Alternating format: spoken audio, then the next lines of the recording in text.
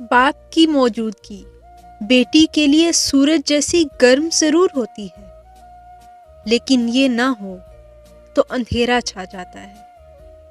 بیٹی چاہے امیر کی ہو یا غریب کی، بیٹی کی نظر میں اس کا باپ ایک بادشاہ ہوتا ہے، کیونکہ وہ خود کو باپ کی گود میں شہزادی تصور کرتی ہے۔ اللہ ہر بیٹی کے سر پر باپ کا سایہ سلامت رکھے، آمین۔ ایک بیٹی کے لیے بہت فخر کی بات ہوتی ہے جب کوئی کہتا ہے یہ تو بالکل اپنے باپ پر گئی ہے۔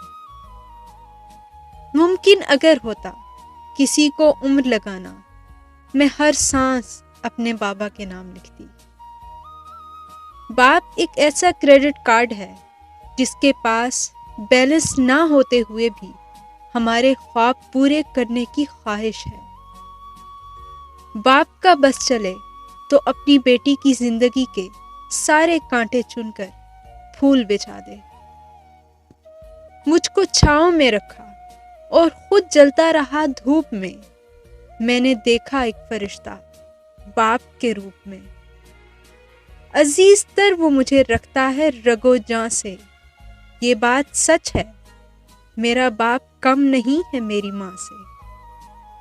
جو مانگو دے دیا کر اے زندگی، کبھی تو میرے باپ جیسی بن کر دکھا۔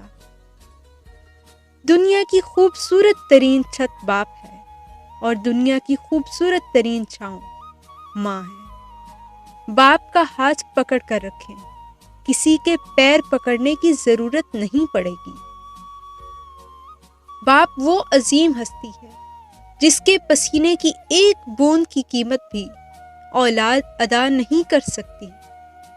گھر پر باپ کی آواز بھی بڑی نعمت ہے اور دروازے کے باہر باپ کی جوتیوں کا اپنا ہی ایک راب ہے۔ یقین کریں، باپ دنیا کا وہ واحد شخص ہے جو خود سے بھی زیادہ آپ کو کامیاب دیکھنا چاہتا ہے۔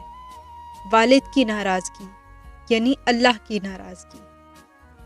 جس کے اپنے کپڑے چاہے 3-4 سال پرانے ہوں، لیکن خود کپڑے بنانے کی بجائے کہیں سے ادھار بھی پکڑ کر بچوں کے نئے کپڑے دلانے والے کو باپ کہتے ہیں۔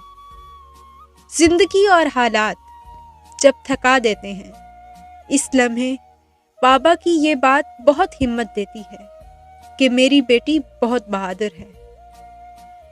میں نے مرد کا ضبط تب دیکھا جب اس کی جوان بیٹی گھر اجڑنے پر واپس لوٹ آئی تو اس نے غم کو چھپاتے ہوئے بیٹی کو سینے سے لگایا اور کہا کہ ابھی میں زندہ ہوں بیٹی، لیکن اس کی کھینچی ہوئی کنپٹیاں اور سرخ ہوتی آنکھیں بتا رہی تھیں کہ وہ تو ڈھیر ہو چکا ہے۔